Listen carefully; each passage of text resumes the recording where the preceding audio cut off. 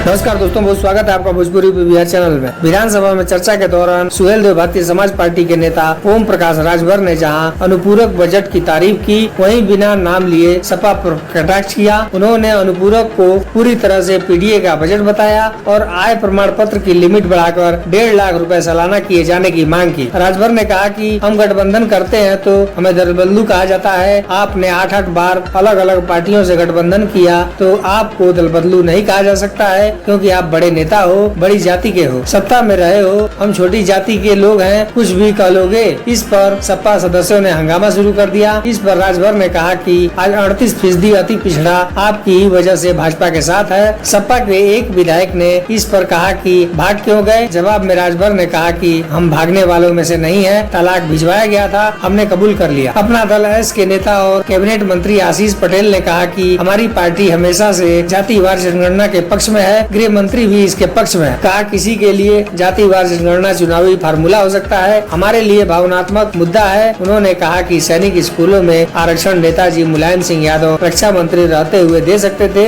लेकिन उन्होंने नहीं दिया। इस पर सपा विधायकों ने हंगामा शुरू कर दिया। उनका कहना था कि आरक्षण नेताजी ने ही दिया था। अध्यक्ष ने हस्तक्षेप करके मामले को शांत कराया। दोस्तों, वीडियो को लाइक करें, चैनल पर है तो सब्सक्राइब जरूर करें और अपनी राय कमेंट बॉक्स में जरूर दें।